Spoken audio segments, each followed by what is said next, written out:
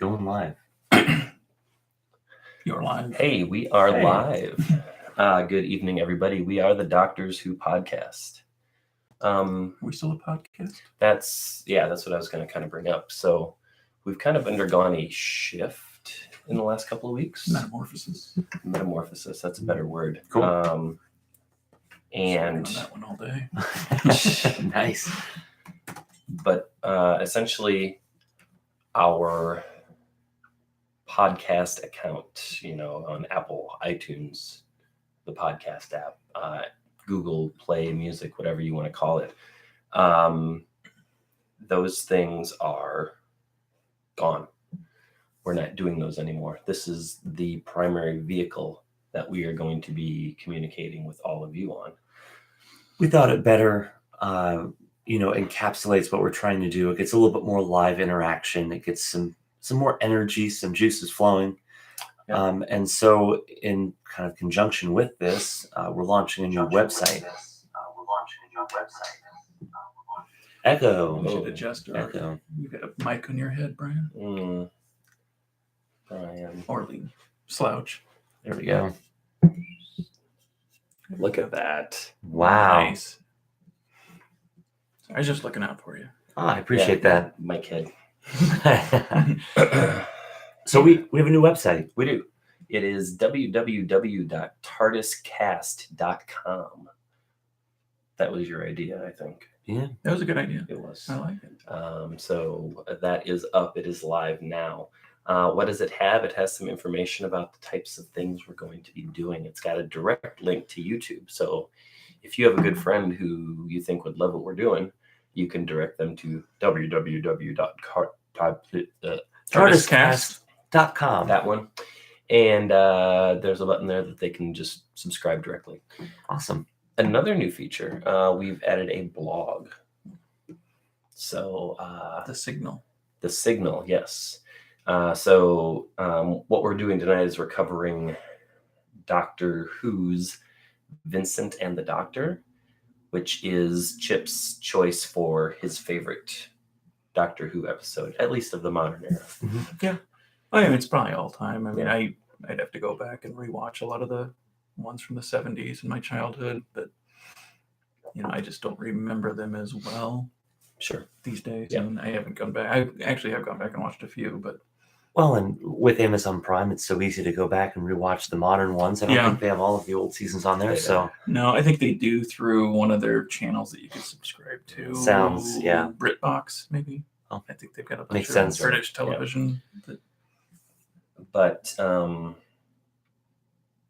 so Chip wrote a blog about Vincent and the Doctor, why it was his pick. So on Twitter earlier, we said we were going to be live at 9 p.m. Central Daylight Time, which is right about now. Right now. It's 9:02. Cool. And I sent a link to Chip's post, kind of like, do your homework before you come in and do this. So I don't know if anybody did that. I did. I read it. So I wrote it. you wrote it. You better know what it says. Oh, I read it too. It was a good article. Thanks. And for those of you who haven't seen it, please do. It was really well written. www.tardiscast.com. Wow, that was really intense. I know. And also, the, you sound like a blues singer. Yeah. One other nice thing with the you guys website are gonna have too. to carry me, not like physically, but Oh, like thank goodness. metaphorically. I don't think I already did arm day today, so I don't know. Yeah. But also, along with the blog, we have a little bit of information about us as well. If you'd like to get to know us better, Yeah. we have our bios out there. You can check us out. Links to our personal social media. If you guys gave me that stuff to add, you did. I will. Okay. Yeah, So it's a work in progress. And we'll be looking at adding content. We might throw some polls out to see what sort of things people want, what they find beneficial. So that would be something you can look forward to. Cool. And I don't look anything like my biography picture. Oh, it's a bit dated. A little bit. Yeah. Okay. Why don't we jump in and talk about our beer, which really isn't a beer. All right. What is it? This is Death Unicorn by B Nectar. So, Well, it has kind of a foreboding look about it if you It look does, at it. yeah. It's a unicorn in a black cloak. Kind of like a death shroud. Yeah. The unicorn might be smiling, but it's a little bit bug-eyed, so I'm not sure Yeah. what to make out of that. So It's a hard cider. Yeah, with black currant. So bee nectar. We went to a cidery in Winterstead, Iowa, last fall, and the hard cider I had there was very different than the ones that are popular. I can't even think of the names of some of them right now, but Sure. it was much more beer tasting. It wasn't sweet like I would have expected based on my prior experience with. Well, like Angry Orchard's That apple stuff. cider. Yeah, it feels Sure. they're almost like a sweet drink where Yeah.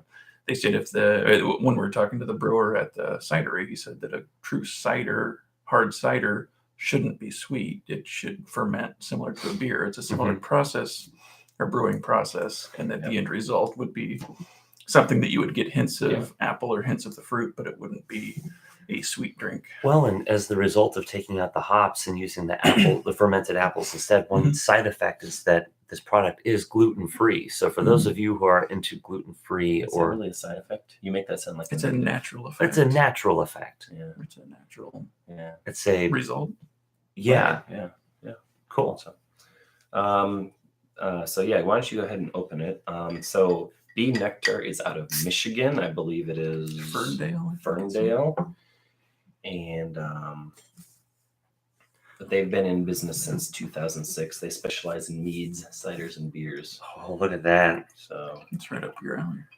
yeah, I'll just pour a little bit for each of us first. And All then right. I'll... in case it's not good, It does have a very red tint to it. it does. Yeah. I just don't know how much I'm giving everyone. All right. And while we're doing that, we can all pull in Untapped. All right. Should be an easy search. Death Unicorn. There can't be too many things. Yeah, usually beers come in like a happier sort of note. Yeah. So this is 6%. Out of 5,700 check-ins, it's rated right at a 4.0.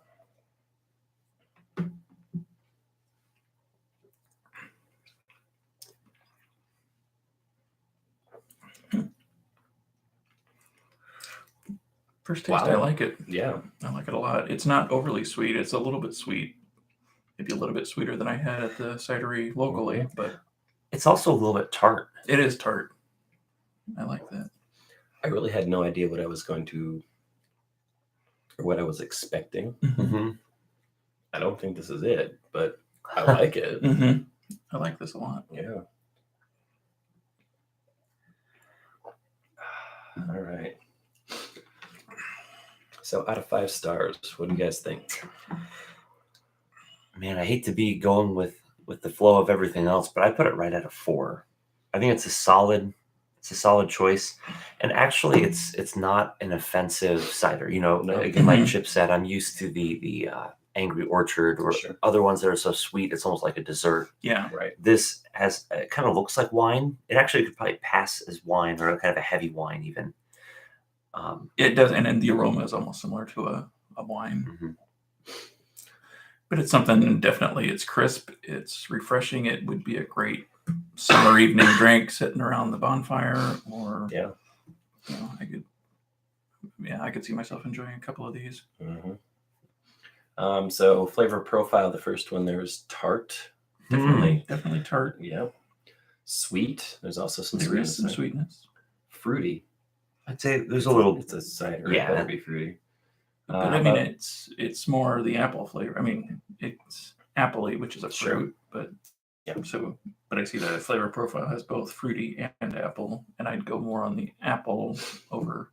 That's good. I don't really taste the black currant. Yeah. But Yeah. But it is a little sour too. That's just another flavor Mhm. profile on mine. Yeah. I think that's I'm pretty good. gonna give it a solid 4 too. I went 4 1/4. Good for you. Overachiever. Buck the trend. Let's see. I got Brewery Pioneer level 11. I got Brewery Pioneer level 6. Nice. All right. I got Pride Month. I got that as well, but it Nice. wasn't a legitimate badge. But I mean, And I hey, get, Pride Month, happy Pride Month, everybody. And I got another one that cheers to independent U.S. craft breweries level 2 Cool. and middle of the road. Oh, nice. Great. All right. So So I think the mead works. Sorry, not the mead, the cider. Okay. but the name of the brewer is Bee Nectar Meadery, according to Untapped. Cool. So Okay. which goes along with meads, ciders, and beer. Okay, so why don't we jump into the meat of what we're doing tonight, and that is discussing Doctor Who's Vincent and the Doctor, which was first broadcast on the 5th of June of 2010. Oh, Mm-hmm. so just That's 9 years ago. Yeah. Right. That's kind of ironic. That Yeah. I didn't plan it that way, but it but just kind of happened. job. Wow. it was meant to be. Something cosmic or sonic about it. But Right. So, since this was your pick, why don't you take a minute and just tell us why it's Or your do you pick? want me to do the synopsis first, or the? Or we could do them. Either way. It's your show. It's your show. You run the show. Yeah. Oh, all right. I appreciate that. It's Chip show. This was a tough decision because there's 2 or 3 episodes that really bubbled to the top for me. Really 3: Blink, The Girl in the Fireplace, and Vincent and the Doctor. Mm. And when I kind of started weighing them against each other, it came down to really The Girl in the Fireplace and then Vincent and the Doctor. And ultimately, Vincent and the Doctor, I don't know exactly why. I think it's because it touches on more subjects that are kind of close to home. Touches on mental illness, depression, manic behavior. Yeah. It's also got the art component, and my wife's an art major and art teacher, and I've had a fascination with Vincent van Gogh and Van Gogh. I don't know which the right pronunciation is. In the show, it's Van Gogh. I've always heard Van Gogh. I think I'll naturally just call him Van Gogh, but I've had a fascination with him and an appreciation for his artwork for many years, for most of my grown-up life, since I was in really grade school and first experienced or was exposed to his impressionist style of painting. But ultimately, it's my favorite because it touches on those subjects, and the way that it uses the monster in this episode is really a representation of Van Gogh's illness and mental illness. And I don't know. I think that a lot of it is just, it does hit close to home on a number of fronts. And I've seen it probably 4 or 5 times since it originally aired. And then on the rewatch before we were doing this tonight, it hit me a lot harder than I expected it would, because I knew what was coming. I'd seen it plenty of times. I mean, I knew some of the lines by heart, and it still kind of broke me down a little bit watching it by the end. So Sure. Great, thank you. We'll jump into the synopsis there, and then we can kind of just talk about, so we said it was what, 2010? yeah. So Vincent and the Doctor was the 10th episode of the 5th series of the British science fiction television show Doctor Who. First broadcast on BBC One on June 5th, 2010. It was written by Richard Curtis, and just doing a little research on him, he's only written 1 episode of Doctor Who, but he was the writer for movies such as Notting Hill, Love Actually, kind of a lot of rom-com type stuff. So when I found that out, it was kind of surprising, because my wife's Love Actually is one of her favorite movies. Mm-hmm. Watches it every holiday season. I go along with it because Bilbo Baggins is in it, but before he was Bilbo. Yes. But I thought that was kind of interesting for just and it ranks on a lot of top lists of Doctor Who episodes. But to have one, a standalone writer, a standalone episode, and it really serves as a standalone episode. It doesn't really tie into the larger canon of Doctor Who. It kind of expands character, and there's some threads that we can talk about here, where it does kind of tie Amy's story into Rory's death in a prior episode. But really, it's an episode that just stands on its own. Mm-hmm. And it's the episode that I introduced Doctor Who to my wife with, and it would be one that I'd recommend for people that don't know Doctor Who. It's a good place to jump in and just kind of get a sense of what the show is about without having to know all the lore and know about all the other monsters and villains and things that happen in the show. Well, we were talking before we pressed go live, whatever. My mom is not a science fiction lover, and we showed her this maybe a year ago, and she loved it. So, yeah. It's such a rewatchable episode, even though when I hit it, I had been fully immersed in Doctor Who, and it was the 5th series. So, I, of course, had seen the first, 4 and then a little bit up to this point. But there was something that's comforting about a familiar character in history, and really one that stayed pretty close to like the actual historical elements of Van Gogh. And it did, too, from what I could tell. Go back to the synopsis quick, then we can jump into this. So I kind of digressed from it. But so the synopsis of the episode is that intrigued by an ominous figure in Vincent van Gogh's painting The Church at Auvers, alien time traveler, the Doctor, and his companion Amy Pond go back in time to meet Van Gogh and discover that the Auvers-sur-Oise, I'm not good at French, has been plagued by an invisible creature known as the Crephaeus, which only Van Gogh can see. The Doctor and Amy work with Van Gogh to defeat the Crephaeus, but in their attempt to have Van Gogh realize his legacy through bringing him into the future, they ultimately realize that not all of time can be rewritten, and there are some evils which are out of the Doctor's reach. So the writer, as we talked about just a bit ago, Richard Curtis, was inspired by the fact that Van Gogh never knew he would be famous and had the idea for an episode centered on him. He left the script open to criticism from the crew and made many revisions as a result. He wanted to portray Van Gogh truthfully rather than being cruel and writing jokes about his mental illness. Most of the rest of this is just kind of about the filming of the episode. But anyway, that's kind of the synopsis and little trivia about it. Cool. So I think the monster or the Crephaeus in this episode is really almost an afterthought. That's not what drives this. No. I mean, it's the MacGuffin that gets them there, but it's not the driving plot point. No, and in fact, I think that the Crephaeus, and when I rewatched it, I mean, they kind of resolved that piece of the plot, a little over halfway into the episode. And really, and I saw the Crephaeus as a representation of Van Gogh's mental illness and mental instability, and that the Crephaeus seemed to be violent. It was misunderstood. It was blind. It was isolated, very much as though Van Gogh wasn't blind, but he felt very isolated, and he felt maybe not blind, but he saw the world very differently than the people around him. And I thought that the episode did a great job of showing how he saw the world. And how, we won't know since, it was so long ago that that's really how he saw it. But it just, it made so much sense when you see the way he painted the world around him, and that he experienced the colors and experienced the complex magic of nature, I think is what he called it. Yeah. But I think the Crephaeus was really a representation of that illness. And then when they ultimately do kill the Crephaeus, the Doctor was there to comfort it. And I think he said that the Crephaeus was trying to express that it was afraid, that it was lost, it was lonely, it was troubled, and it was afraid. Yeah, that I didn't make that connection. That's an excellent point. Well, I like the part that that Vincent is almost surprised, going with your thought about who the monster really is.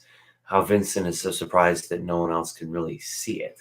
It's again kind of like depression, where if you're suffering these symptoms, you think everyone else maybe can tell, or you're just not doing anything. But really, I mean, it was obvious, and one of the funny parts was watching Matt Smith swing his sword around wildly, trying to strike at something. But I don't think it was a sword; it was like a pitchfork. Oh, that's what it was. Yeah.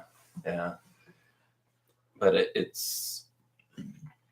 I like that it accurately portrays mental illness. Mhm.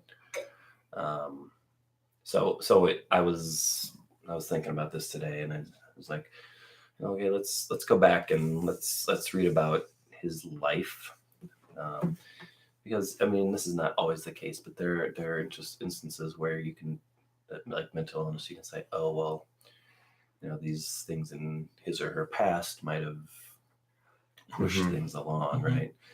I mean, so he, from a very young age, I mean, he was sent to a boarding school and he hated it.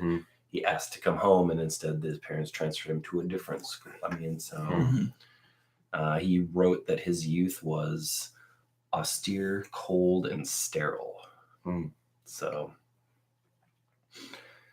again, experiences and things like that don't necessarily create mental illness. They don't, but they can certainly help it along. So, Yeah, those are 3 words you really don't want to hear with anyone's childhood. No. But it was actually kind of interesting, just because he moved around a lot. He was born in the Netherlands. Where's the Hague? The Hague? Yeah. Hague. Where is that? Is that in the Netherlands? Yeah, Okay. it is. I mean, he was in Paris. He was in. He did a lot of painting in London. France, but Yeah. did it say when he really started painting? I can't remember, because he died at 37, right? 1881, having moved back home with his parents. So, which is kind of crazy. I always thought of Van Gogh as being from, centuries ago, and I mean, so really that not was that 81. long. If he was born in 53, what is that? 20. 26, 28, 28. 27, 28. So he really only painted about 10 years. Yeah. 10 or 12 years. Yeah. Man, he had an impressive body of work for 10 years of work. But that's the thing, not at the time. Oh yeah, right? Because the episode points this out, but it really was a fact that he was not recognized for what he did until long after his death. Yeah. So unfortunately, that's kind of the way that the art world works. Is you're not really valued until it's kind of a collector's item. You can't really get new ones. Yeah. Well, I don't know at the time. I don't remember when the Impressionist movement started, but his style was very different from things that are out there, and I can see that with other stuff now, that you kind of poo-poo something that's like, you either don't understand it or it just looks like a child threw it together. But I don't think that people developed an appreciation for how he painted and the colors that he used. I think that's what's so amazing, is just the blend of colors and the way he saw color and stuff, that he didn't realize that all those variations of color were out there. And I think in the scene when they're all laying down looking at the sky and it turns into the Starry Night painting, when he's talking about the sky is not black, it's various shades of dark blues and silvers or whatever colors that he saw. And they do a really cool effect when he's talking about that. That kind of like blends it in with Starry Night. Kind of shows you what he's potentially seeing or how he sees the night sky. And I thought that was pretty amazing. It one of the things, and this is kind of the fun thing about Doctor Who, is you can place the Doctor and a companion in this time frame, and like he's waving around his famous works like they're nothing, and he's painting over stuff. No, don't do that. So it's kind of fun just to have that sort of dynamic, and you need some of that lightness and that comedy to kind of balance out. Yeah. We talked about it last time when we were talking about Endgame, how the Russos did a great job of balancing the serious subject matter with the humor. And that, I think, is done in a lot of Doctor Who as well. Oh yeah. Yeah. And the painting or reusing canvases, I guess, was pretty common. The canvases were cheap and he was broke. Right. So it was pretty common for them to just, start over on a canvas that they'd already painted something on. So who knows how many great works that he just threw away and started over. Yeah. And I think that's what they were kind of trying to illustrate. It's like, there could have been 2 or 3 times the amount of what is actually in the museum now. Yeah. So. Yeah. But also I think from the point of the actor that they got to play Vincent, I mean, that's not an easy role. No. And I think he did a great job. So like just like those tonal and those mood shifts to being able to describe these, the way that Vincent saw the world. And just the emotion he brought to the role too. Yeah. Oh, yeah. Yeah. Because it's highs and lows, and it's manic depressive behavior. That Well, yeah, like he was kind of throwing a fit because he didn't want to leave. He didn't want to do anything. He was just like essentially thrashing around on his bed, and then the doctor was like, "Well, I guess we're on our own." And then He's like, ready to go. Ready to go. Yeah. Yeah, and it's we haven't covered Doctor Who since we looked at the first season. So we're jumping back. We talked Eccleston then, and now we're in Matt Smith, and it's been a long time since I've watched any of Matt Smith, but I think that he just kind of brings this goofy exuberance to the role that Oh, I yeah. really enjoy. David Tennant always running. Matt Smith always a little bit off. Yeah. I think that's the brilliance of the character and just the show in general too, though, is that when you have a character that you can regenerate, every actor is going to bring something different to that role, and each one brings their own uniqueness to that role. You can adapt it to the time. Right.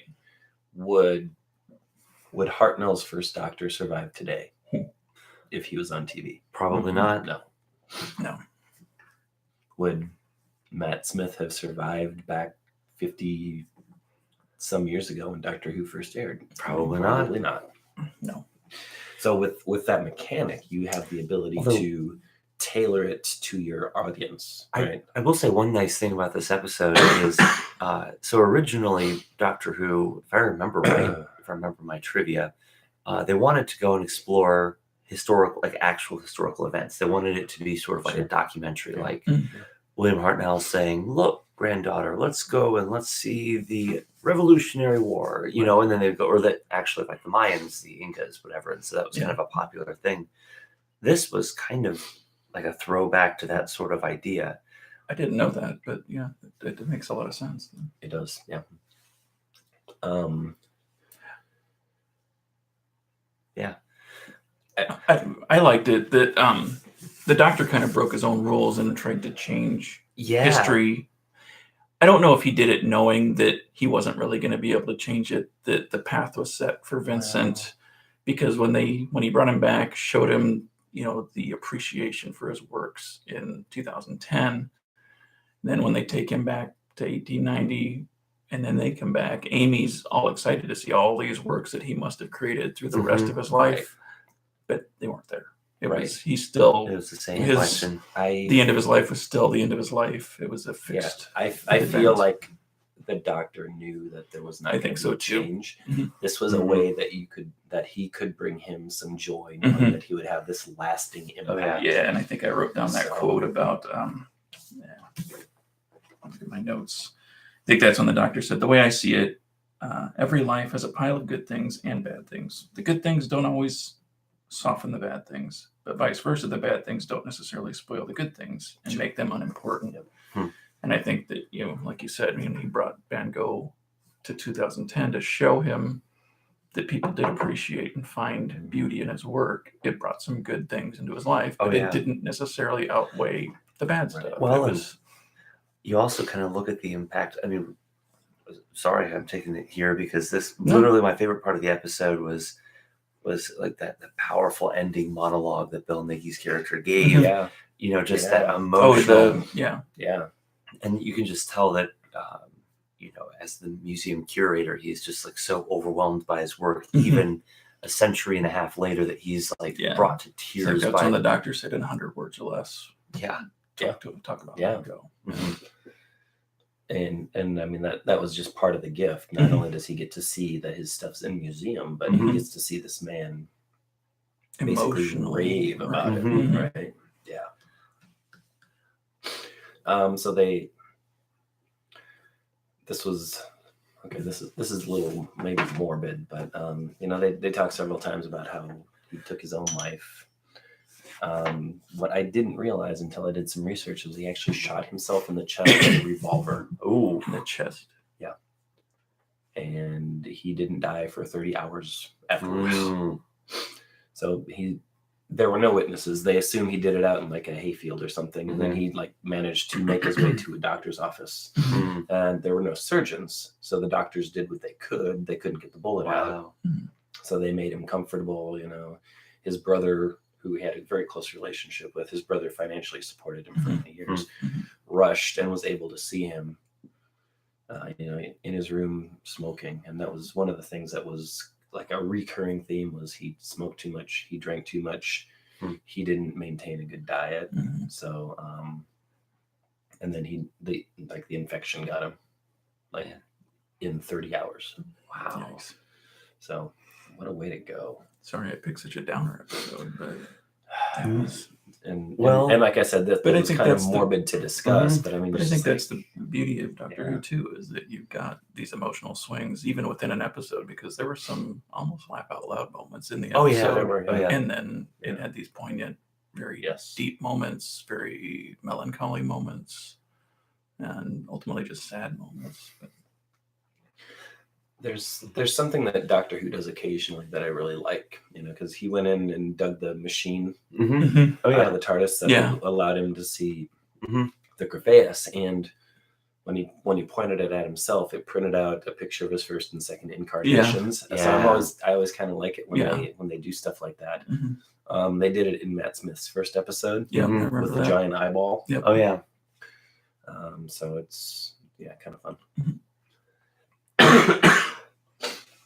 I hope that's not too loud on the microphone. No. Another piece of trivia I read about this one is it's the only episode, and I don't know if there were any sense to this episode, but it said it's the only episode since 1963 that did a fade to black at the end. Oh, Huh. That it was just like the end of the story. And wow. I don't think there was a next time or anything that came Wow. up. It was just that story was done. Sure. So I thought their choice of music as they faded out, like the last couple minutes of the episode, was really powerful. I mean, yeah. Doctor Who has a lot of good background ambient noise, as we know from our podcast. Right. Yeah. It also has a really good selection of sound effects and just other, like the Foley artists do a great job with all of the costumes and like the sounds that the costumes would make, that sort of thing. But I don't know, it was actually just a really gripping moment that they incorporated that music into, and very few times do I can actually pick out a song from Doctor Who. Yeah. The only other one I can think of is the one where they go to the end of the Earth with Lady Cassandra, and they're playing Muse's Supermassive Black Hole. Right. And that's like the only other. I play Toxic in one other one. Yeah.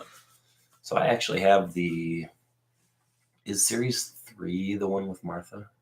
It's got to be, Yeah. She Rose was 1 and somewhere. 2. Yeah. But I've actually got this, like the score Oh, for nice. series 3, and it's good. So I listen to that often when I'm commuting to work and back. Nice.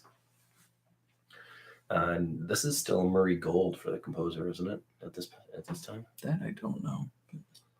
I think so. I think he's been kind of the staple through the most recent season. They finally went on somebody else, but yeah, I like his work. He does good stuff. I don't know. Anybody have anything else they want to talk about? I like, again, going back to just the portrayal of Van Gogh. I think Tony Curran was the actor that played him and did a fantastic job. Right. I liked how they kind of established him, not really as a visionary, but just his vision of the world and what he saw and how he saw it was so different than everyone else. And I love the scene where he sees Amy's sadness and she doesn't even realize it herself. Yeah. Oh yeah. He says to her, "Oh, Amy, I hear the song of your sadness. You've lost someone, I think."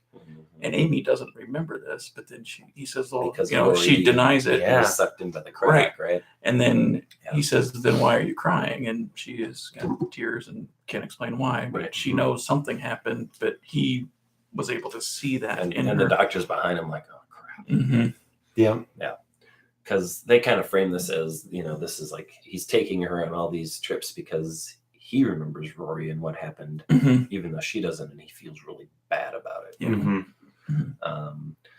But when you started off, it did remind me, one thing I really liked was how they designed so many of the sets around his work.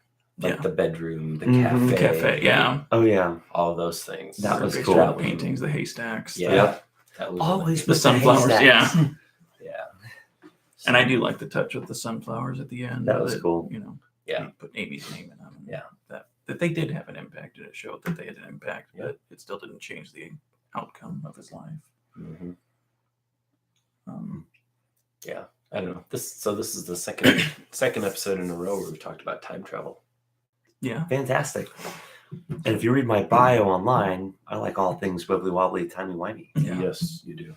And I do like that. Like we said, it's a standalone episode, so there was no mention of the crack in time. There was Mhm. no mention of the silence. There was no ties to the greater canon. But we do know. I mean, for those of us that have seen subsequent episodes, that Van Gogh actually makes another appearance and paints Yes. the exploding TARDIS, which is a Mhm. big plot point through the remainder of this season.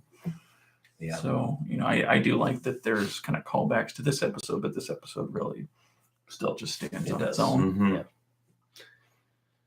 And it seems like Doctor Who will do that occasionally, right? We just came off of Discovery, which was a huge season-long arc. Oh yeah. There wasn't a lot of standalone there, but but this is really, it's not unusual for them to have a series of standalones and just pepper in Yeah. Mhm. some references, like they did a lot with Series 1 with Bad Wolf. Mhm. Yeah, where you really didn't get the final story arc until after you've seen the whole series, and then you can say, "Oh, Yeah. you can look back and say these are all connected." And it after all. wasn't, this was kind of pre-Netflix and a lot of serialized drama or serialized storytelling. So, Yeah. Star Yeah. Trek kind of did that too, where they'd pepper things, especially into Next Mhm. Generation and Deep Space Nine and Voyager, that, they'd kind of pepper these plot points throughout. So they had kind of these larger arcs that spanned the season or even multiple seasons, and then, had kind of the standalone episode of the week. Mhm. Some, and Doctor Who had a lot of two-parters, but they had kind of a greater story in all these. And I love the two-parters and I love the big story arcs, but I love these standalone episodes yeah. too. When they're done well, they're really good. Mhm. Yes, they are. Which we have more standalone episodes that we're going to talk about, or maybe We more do. possible Mhm. episodes. So I don't think we informed everyone what the intent was here, but each of us are going through the immense Doctor Who library and picking out our favorite. So we're going to dedicate an episode to each one of those. This was the first one. I guess that means one of us are next. Yeah, which I compiled a list of my favorites, and it was about 8 or 9 in length. So fortunately, Chip was able to cross one of those off, and I'm hoping that Chris can cross one of those off next week. Well, you're welcome. Thank you. I do Yeah. appreciate it. Makes my life Because I think when you shared your list, there's like 2 or 3 on there that were on my list. And Yep. I imagine it was pretty the same. And Yeah. we're going to hit on a lot of the same. Yeah. Anytime you Google and look up like the top Doctor Who episodes, there's 4 or 5 that seem to bubble up into the top 10 or 15. Mhm. So some of them that were on my list were Human Nature and Family of Blood. Yeah. Mhm. Silence in the Library and Forest of the Dead. Yep. Mhm. So two-parters right there. Yeah. Yep. Which I would count as a singular. It's a single story is, yeah. arc. And then The Lodger. Mhm. I'm always Yeah. a fan of The Lodger with With Craig. James Corden. Yeah. And then there were 2 that weren't explicitly episodes, but they were specials, and that was The Husbands of River Song and The Day of the Doctor. Mhm. Yep.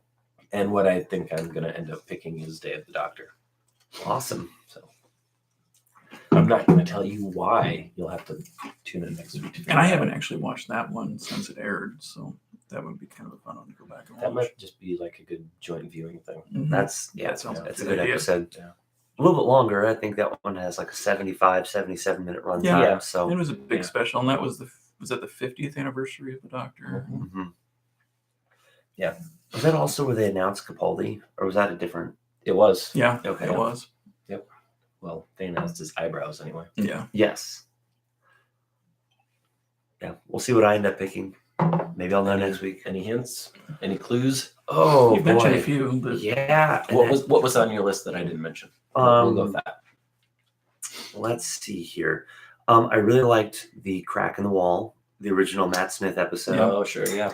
I think there was a lot, just a very, very deep episode. Mhm. I was always kind of a big fan of the Twilight Zone, and so I really liked Midnight. The one where they're on the train. They Yeah. go through. Yeah. That was just such a chilling That episode. was creepy. Yeah. Let's see what else. Oh boy, there really were a lot, and you mentioned most of the ones. Yeah. But That's because I think those are the ones that are on everybody's list. Yeah. yeah, you're probably. probably right. I kind of liked Waters on Mars as well. Oh, Waters yeah. of Mars. Oh, that's a good one. Yeah. Yeah. Near the end of Tennant, Yep. he's starting to. Mhm. Or even The Doctor's Daughter. I like that one just for other reasons too. Yeah. I think the fact that David Tennant actually marries Georgia, whatever her name was before it was Tennant, Who is the Doctor's the daughter. doctor's daughter? Because is it Peter Davison's Yeah. daughter?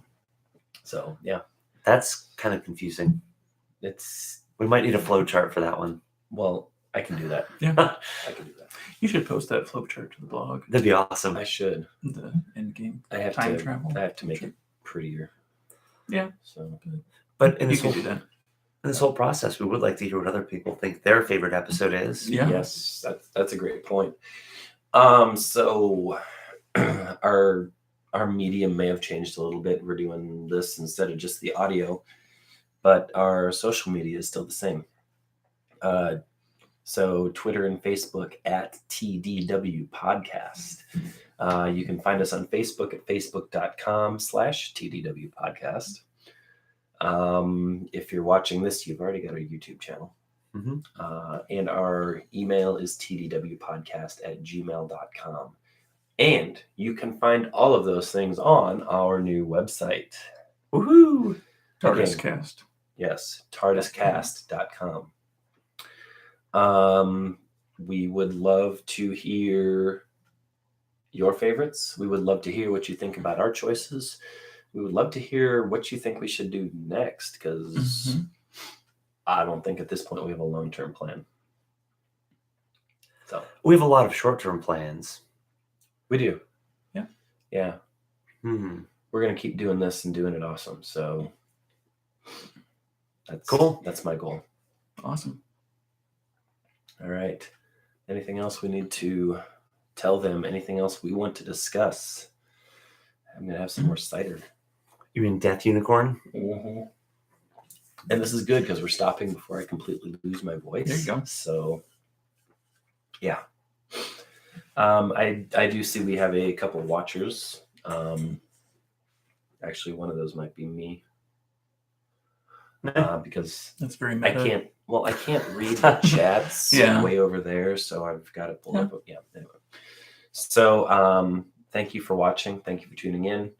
Tell your friends if you think it didn't suck, and we will see you next time. Good deal. See, the bad part about this is the cutaway is me walking toward the computer, and I don't have a way to kill it from here. All right. Alonzi. Oh, Right? Alonzi.